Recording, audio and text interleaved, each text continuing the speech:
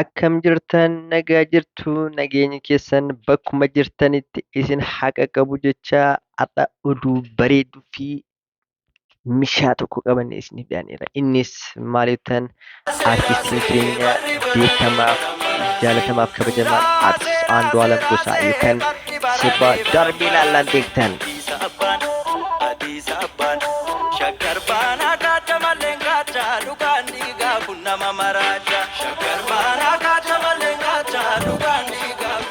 Amma sirba isa biraa sirba gumgumee jedhuun beektan.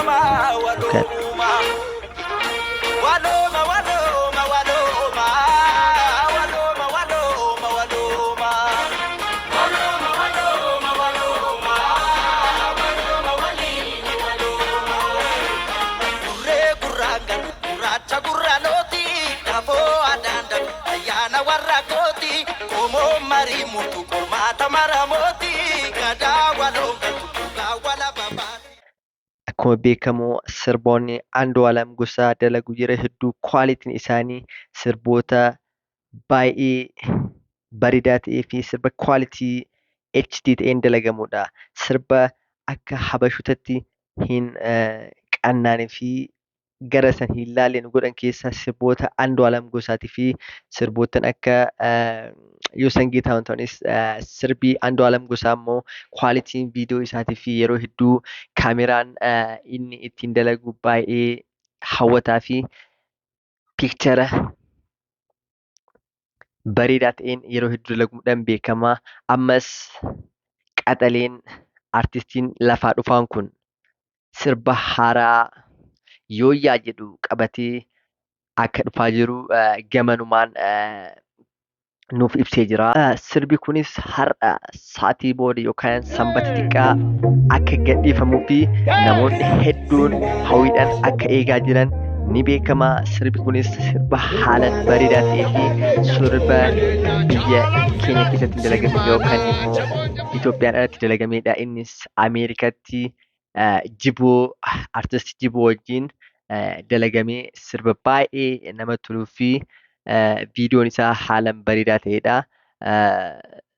Akkuma beekamu sirba Andu'aalam ta'ee kan nama jibbisiisullee ni jira yoo jettan koomentii jalaa kaa'e hin jiru ani akka jedhutti garuu sirba tokko kan nama jibbisiisus hin qabu. Sirba babbareedaa kwaalitii addaa ta'een dalaguudhaan beekama. Sirbi Andu'aalam Gosaa yeroo hedduu warroota Oromiffaa hin dandeenyenis baay'ee jaalatamaa fi baay'ee artist dinqisiifatamaa ta'edha.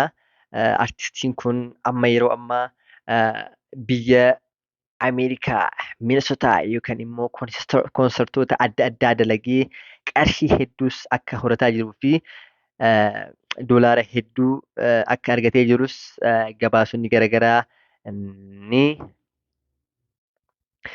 ni ifoomsu. Isinis har'as sirba haaraa gadhiifamu kana chaanaala Vision Entertainment chaanaala duraan irratti gadhiifamu kan chaanaala Biraa Gammadii irratti waan gadhiisamuuf hundi keessan sabskiraayib gochuudhaan aartii Oromoo dugda duubaa akka dhaabattan isiniin jennaa gamanumaan si yaadachiifna.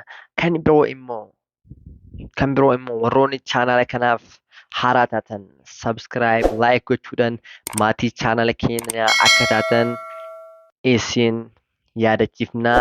Waan nu dhaggeeffataniif galatoomaa.